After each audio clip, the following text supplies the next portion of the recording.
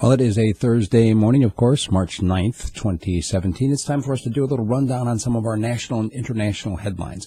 There was another attack in Kabul, and this time it's a military hospital where gunmen dressed in lab coats went in and opened fire, killing 30 people and injuring dozens.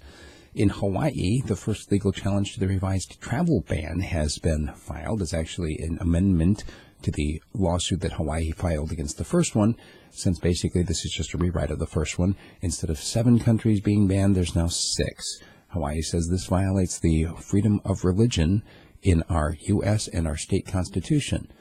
Meanwhile, the UN says that the Trump policies are fueling xenophobia around the world.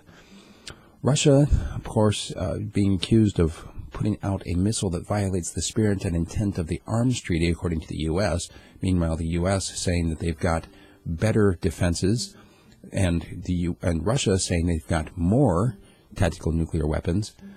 Oh, but this is not really it's not really an arms race. Okay. In Kenya, doctors have been striking since December. They're still on strike. They've been ordered to go back to work, and they're saying no.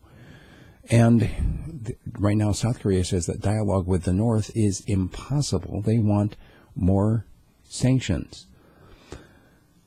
In light of the revelations from Wikileaks, the Vault 7 stuff that was released here, CIA scrambling, of course, they're now looking to try to find whatever mole it was that released this information, trying to defend the fact that they've been spying on people through their Samsungs and other devices. The former CIA chief attempting to justify the capability, saying, well, there are some bad people who have Samsung TVs.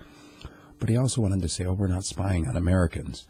Meanwhile, Apple is moving to rapidly address the security holes that have been revealed because of the CIA leak. They said their latest iOS version actually fixes most of those, and they're trying to protect their customers from other people spying on them, including the CIA. Meanwhile, they're saying that this is worse than Snowden in terms of the amount of information and the damage it could possibly do to intelligence agencies' ability to collect information. Also, there is a bill in Israel that would mute the mosques.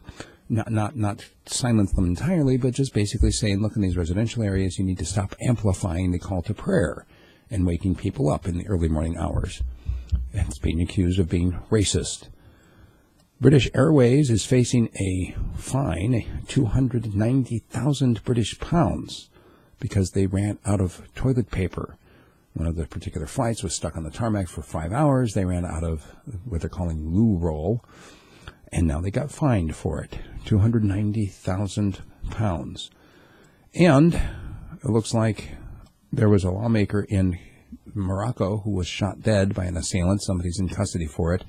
Not sure if they're calling it an assassination per se. Also, you remember Malta's famous Azure window, that arch? It's very pretty, but in lots of pictures. It collapsed into the sea yesterday after some storms. And it looks like we may be seeing a new space race underway as China says it will beat Trump to the moon with a probe to recover lunar samples before the end of the year. So, I wonder how much money is going to be spent internationally on that. That's what we've got for our national and international news. Make sure you check out my commentary today, which has to do with the new wood-burning bans that are going to be introduced here in the Fairbanks area, because that's going to solve the pollution problem. And, of course, invite you to become a supporter either through Patreon or through my website, radiofreespeech.com. Thank you.